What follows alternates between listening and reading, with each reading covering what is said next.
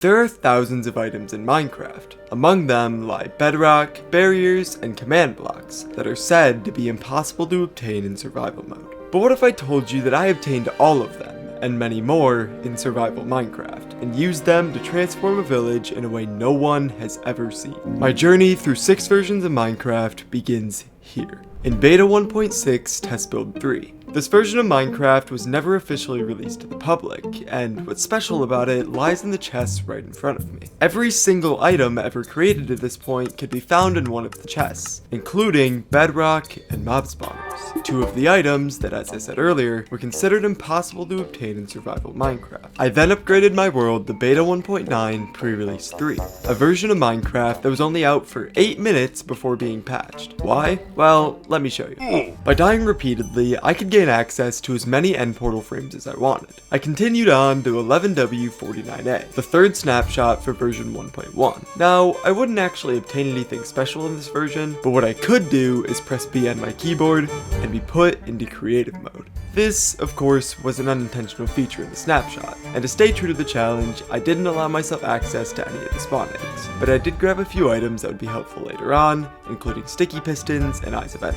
And just as it seemed like everything was going my way, it fell apart. After upgrading my world to version 1.8, a necessary step in order to upgrade to current versions of Minecraft, I was encountered with a massive problem. You see, I wanted to upgrade my world to Minecraft's Deep Dark Experimental snapshot, but unfortunately, this snapshot didn't support any worlds created in other versions. And with seemingly no way to get my current items into this version, I was stuck. That was until I came across a player named Sharfate, who in 2019 discovered a method to transfer items between worlds. By using a file management tool called NBT Explorer, they were able to easily replace the player data from one world with that of another, including the player's inventory. So, with seemingly no other options, I gave it a shot and loaded up the new world once more. Let's go! I thought I was gonna have to throw away this video, I'm gonna be honest. This was incredible. All of the items I had obtained so far were now sitting in my inventory safe and sound. Or so I thought, until I realized that my mob spawners were completely missing. See, somewhere along the update tree, mob spawners had experienced major enough changes to make them disappear from player inventories entirely. But luckily, the final version of Minecraft I'd upgrade to had the exact answer I needed. Welcome to 23W13A or B, also known as Minecraft's April Fool's version for 2023. In this version of Minecraft, players would periodically be faced with voting options, and these votes would have real effects on the world around them. Anti-knockback, upside down mobs, and B-powered flight were all possible, to name a few. There was also a vote that, if approved, had an equal chance to give players any item in the game, including those that are usually unobtainable in survival Minecraft. Now, I could spend 2 or 3 days of my life cycling through the hundreds of votes in order to get that vote a single time. And statistically, it takes 6 years of voting to get every possible item in the game. But even then, the odds of doing that were the same as me getting wax lightly weathered cut copper stairs every single time. So, for the sake of me having a life, I allowed myself to enable cheats and run the vote manually. And don't get me wrong, this was still extremely time consuming, as it took me nearly 2 hours to obtain everything I wanted. But again, when compared to literal eternity, that's not too bad. And when all was said and done, I had acquired all 3 command blocks, barriers, structure voids, mob spawners, structure blocks, jigsaw blocks, and the literal manifestation of light. Not bad. And by using NBT Explorer once more, I was able to transfer the contents of my ender chest back to the Deep Dark version. And this is where the true journey would begin. Everything thus far was relatively easy. Opening chests, dying, and running commands doesn't really require much work, but the final block I needed posed the most difficult challenge I've ever faced in Minecraft. I was going to obtain reinforced deep slate, an unminable, indestructible block located in the heart of the ancient city.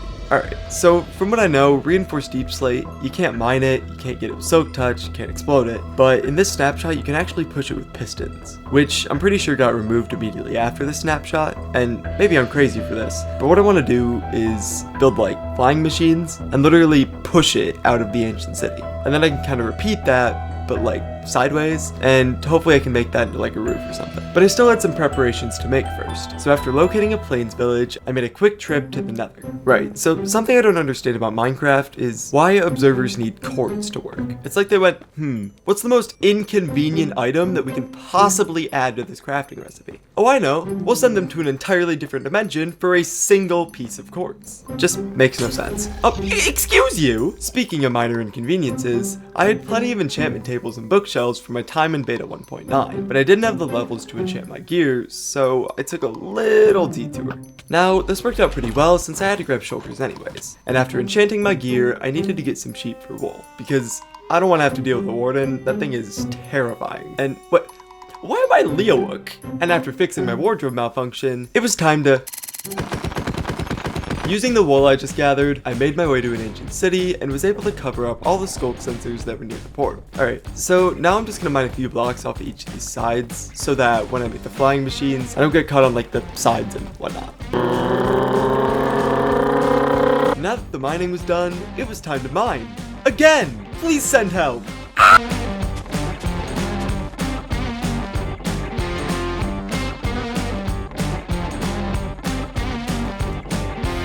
Okay, yeah, that's certainly terrifying. And after placing some obsidian to stop the flying machines, it was time to remove the portal. Oh, did I mention that I have no clue what I'm doing? I mean, montage time! Yes, it actually works! Please don't die, please don't die, please don't die, please don't die. Wait, what if I do it like this? Will I carry more of them or just get stuck? Oh, well, it was worth a shot.